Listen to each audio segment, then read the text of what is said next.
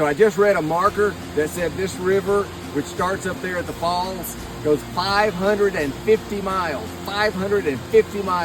through Georgia, Florida, and into the Gulf of Mexico. Whoa.